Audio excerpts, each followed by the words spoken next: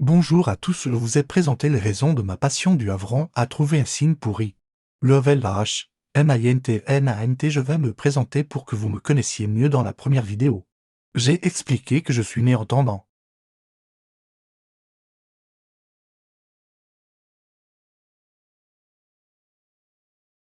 Alors je suis né au sud de Caen, à Les-sur-Odon. Un patelin connu pour sa maternité à 8 ou 9 mois, j'ai eu une grave maladie, la méningite jaune. Suis sorti indemne mais j'avais perdu l'audition, c'est une vraie chance d'avoir été miraculé.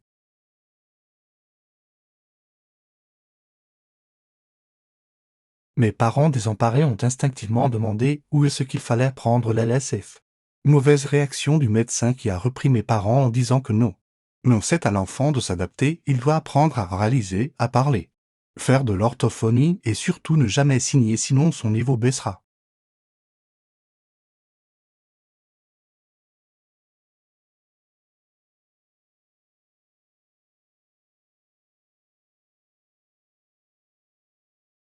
Deuxième choc pour mes parents parallèles.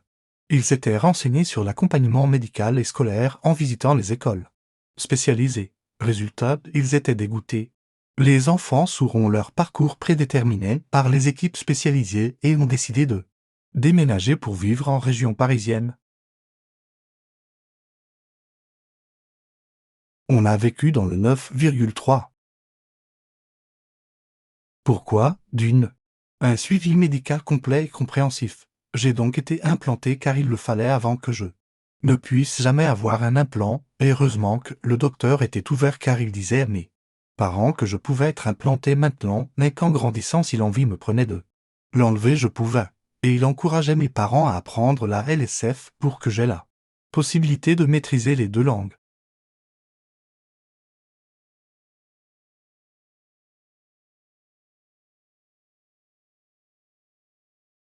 Après m'être implanté, mes parents se forment à la langue des signes, moi compris.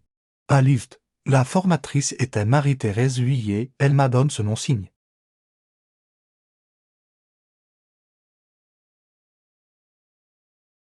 Parce que j'avais un bandana rouge pour cacher ma cicatrice sur le crâne, à 1 an. J'étais déjà chauve avec une cicatrice très visible.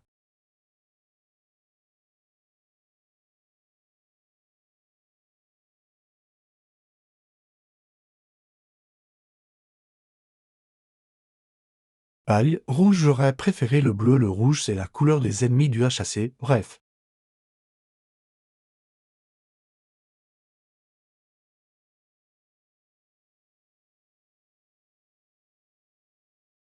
En vrai, je partais dans mon délire de bébé gangster ou pirate, mais non, ce n'est pas ça en fait. C'était pour cacher ma cicatrice à A. Pas un rebelle du coup.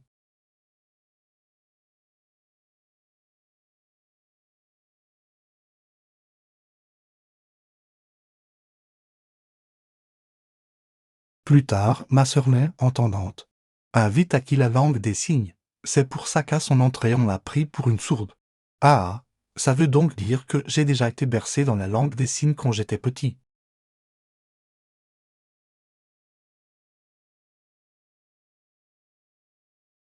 De plus, j'allais dans plusieurs écoles, 3 ou 4 écoles différentes, dont la dernière le CRESN à Noisy-le-Grand. C'est une école pour sourds.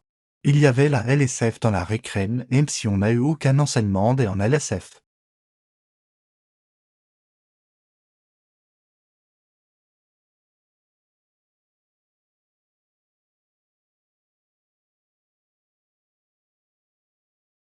J'y suis resté jusqu'à 9 ans.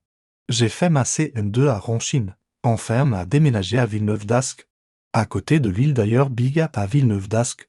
J'aime beaucoup. J'ai fait donc navette Ronchine-Villeneuve.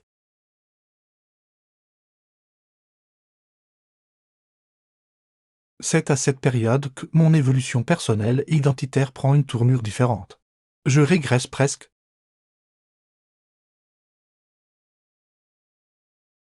Pourquoi Ronchine? Mes parents trouvaient l'école adaptée à ce qu'ils voulaient pour moi, si je résume mon expérience.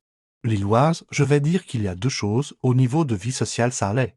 J'avais des copains, des voisins avec qui jouais au foot ou fait le tour de Villeneuve d'Ascq. Au niveau scolaire, bof.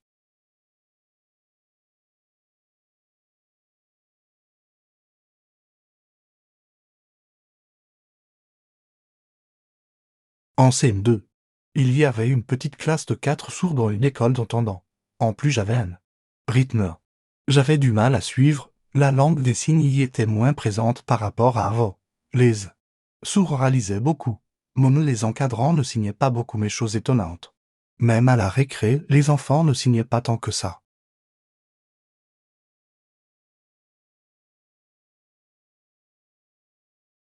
Un autre monde par rapport à mon expérience dans le 9,3 où malgré l'enseignement oraliste, les enfants signaient à la récré. J'étais dans une période où je ne voulais plus être associé aux autres sourds.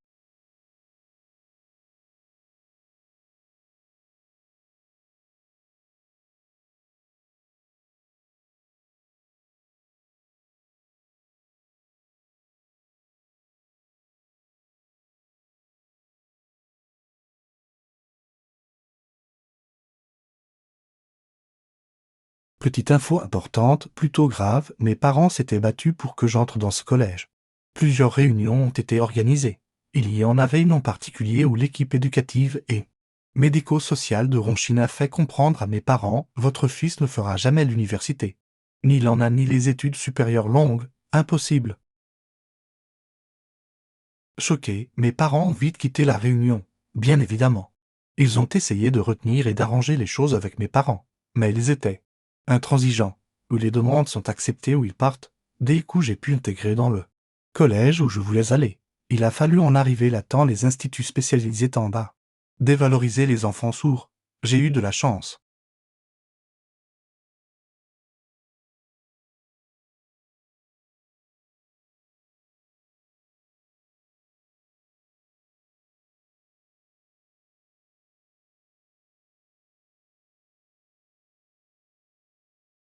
Je me suis rendu compte tardivement qu'en fait peut-être. Il ne leur fallait pas perdre un enfant sourd car c'est des financements en moins pour eux, ils en ont besoin pour avoir des orthophonistes. Pour des auxiliaires qui accompagnent les enfants et heureusement que mes parents étaient droits dans leurs bottes.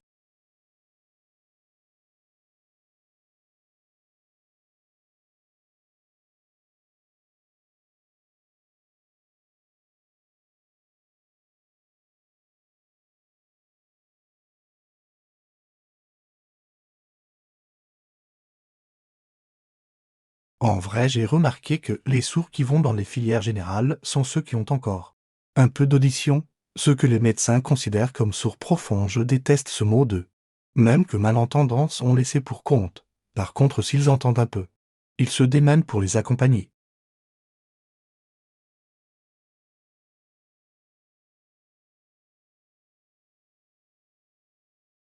Ça explique pourquoi entre les enfants sourds, il y a une compétition à celui qui parle le mieux, qui entend le mieux. Deux enfants sourds qui se parlent bizarre, encore pire quand ils se jugent, pour savoir qui parle mieux, avec du recul.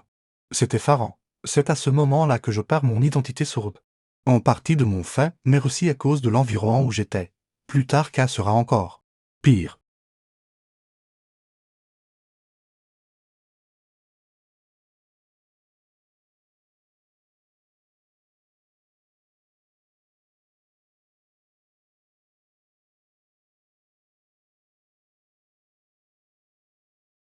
Donc j'entre dans ce collège intégré en sixième où quelques sourds sont avec les entendants. Environ 2 à 3 sourds par niveau. Durant les 2 années là-bas, j'étais devenu de plus en plus oraliste. Fun fact, les sourds m'avaient jugé. Ils me disaient que je parlais mal à. Trop drôle qu'un sourd s'improvise orthophoniste pour juger les autres sourds, aucun why not.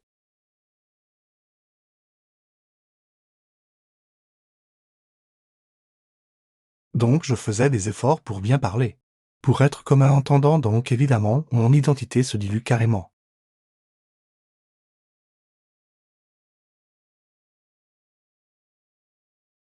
Durant cette période compliquée, mon frère est né.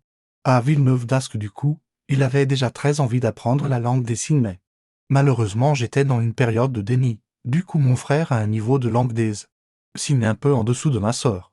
Par contre, il est fort en dactylologie et il a dû inventer plein de signes pour communiquer malgré tout avec moi.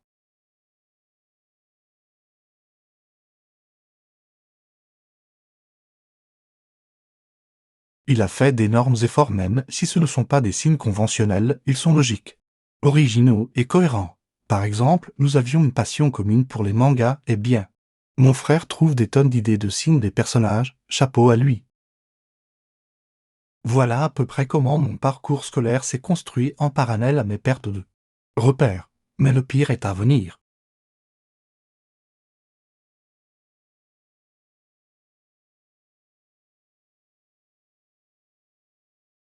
Je voulais devenir architecte, donc il fallait une filière scientifique adaptée. Mes parents en ont trouvé à Nevers. On a rapidement déménagé pour que je fasse la 4e et 3e A. Nevers au lieu d'attendre le lycée, histoire que j'ai une vie sociale. Des gens que je connaisse et entrer au lycée tranquillement. Mes parents ont donc acheté une maison à Nevers et pour résumer, Nevers c'est le drame, encore plus perdu dans mon identité. Pas de repères, pas de modèle.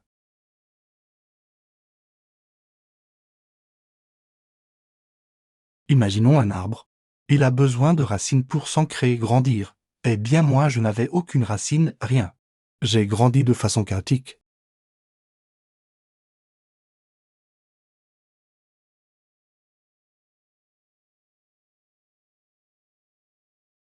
Pourquoi?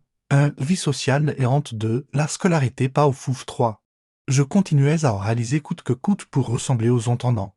C'était tout simplement peine perdue, il fallait communiquer en face à face. Chose qui n'arrive jamais quand t'as des copains entendants. 4. Je rejetais les sourds, donc finalement vie sociale vide.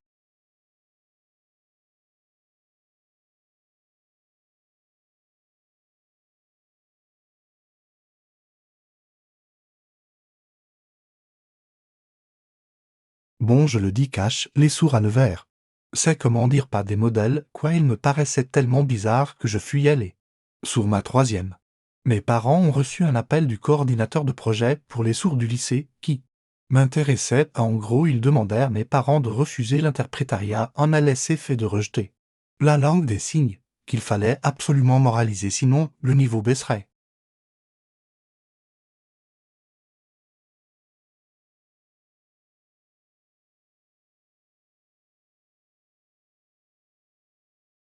Bien évidemment.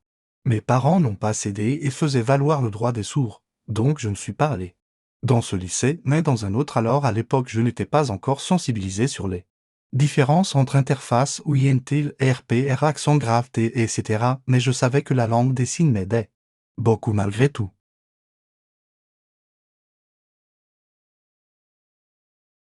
Donc je suis allé dans un autre lycée où en fait je suis le seul sourd dans l'établissement.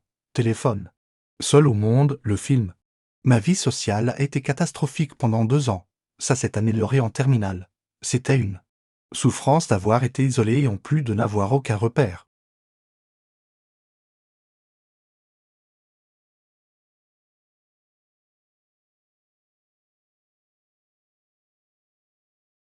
J'avais l'immense chance d'avoir une interprète en LSF acceptée par le lycée, qui m'a permis de maintenir un bon niveau d'LSF. Inconsciemment, mon lien à l'LSF était toujours présent, même si je réalisais toujours.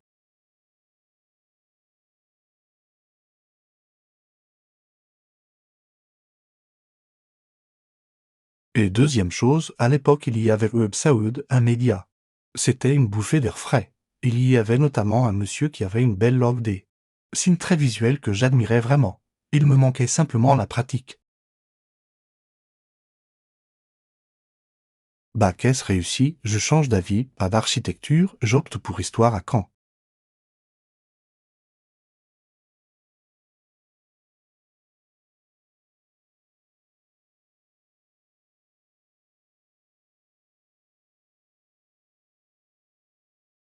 Donc une fois le bac obtenu, je m'installe à Caen car j'y ai de la famille.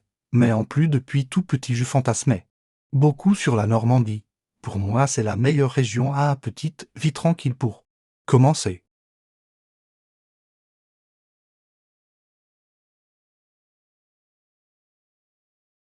Ce que je retiens de la première année, c'est sûrement pas histoire ni la fac ni rien. Mais ce qui a été génial, c'est que mes grands-parents voulaient me faire découvrir la Normandie.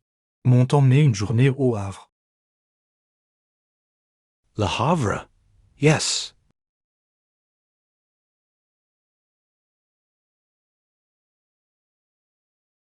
Je les remercie infiniment, car j'ai eu un coup de cœur pour la ville.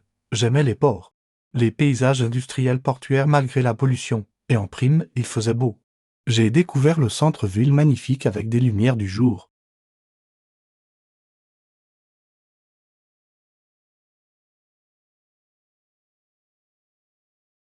Ça y est, j'adore le Havre, aucun débat. Mais bon, j'ai mis plus de 10 ans à venir vivre au Havre avec des moments où j'envisageais autre chose aussi.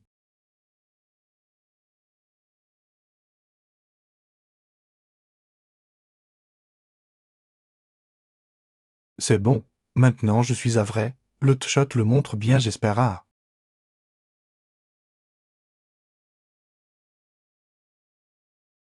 Bon, revenons à l'université. La première année est ratée même si j'ai réussi mes options mineures en géographie. Je me suis donc réorienté en géographie pour que ça soit mon cursus principal. Je suis allé jusqu'en master. Tout se passait bien, j'avais des interprètes et quelqu'un qui prenait des notes. Et waouh, elle était à fond, c'était du beau boulot. En général, quand on prend des notes. C'est un peu bâclé, mais là pas du tout. J'ai eu vraiment de chance et ça m'avait soulagé.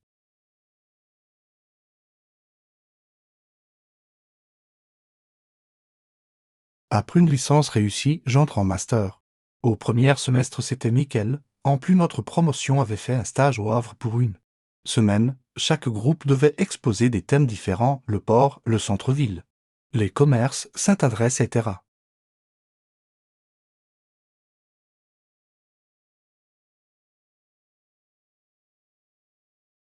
C'était une belle expérience, que de bons souvenirs.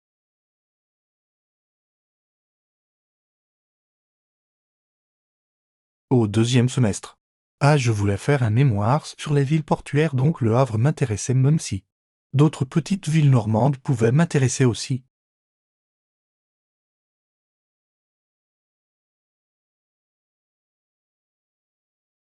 Malheureusement, pour mener à bien le mémoire, il me fallait avoir une interprète assez régulièrement pour appels téléphoniques, entretien, etc. Et le service handicap de la fac a refusé de financer même si je n'ai pas lâché le morceau. Et en parallèle, j'avais des soucis de santé. J'ai donc lâché la fac, c'était ma petite déception, mais c'est la vie.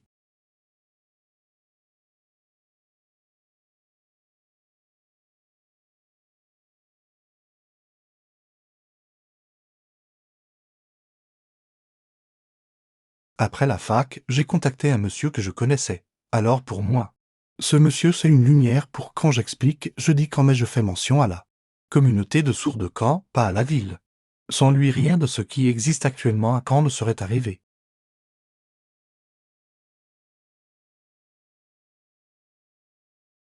Il m'intriguait. J'échangeais beaucoup et je lui posais 1000 questions alors que j'étais encore dans la gabette et immature, il a été ultra patient et il faisait preuve d'une vraie humanité, et un jour je lui ai simplement demandé comment travailler avec toi vu que je ne voulais pas travailler dans le monde. Entendant et m'isoler, il était directeur d'un centre de formation de LSF. Dès que j'y ai mis le pied, c'était un changement total. En 2017, j'ai fait ma formation à Visuel LSF Île-de-France en parallèle à mon métier de formateur même si je n'avais pas le diplôme, le directeur m'encourageait beaucoup. J'ai passé une super année. J'ai réussi mon certificat, j'étais heureux et fier, en plus j'engrangeais de l'expérience.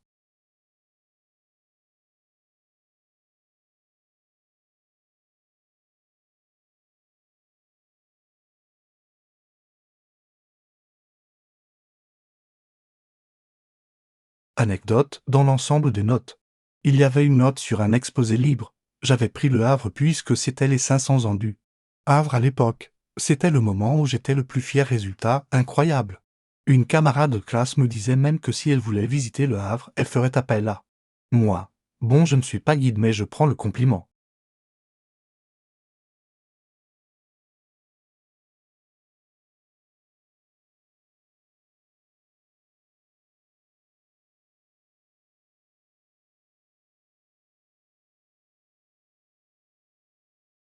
La formatrice, originaire de Caen d'ailleurs mais vivant à Paris, disait même qu'elle avait toujours une mauvaise image du Havre mais que je lui donnais envie de redécouvrir la ville, ça c'est énorme.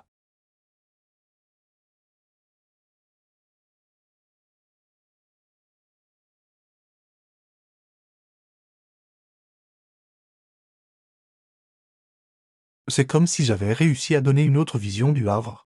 Donc, évidemment, j'étais content. Tiens. Petit projet, je vais vous faire venir vivre au Havre. Ah, je plaisante, mais je veux dire que j'aime beaucoup le Havre.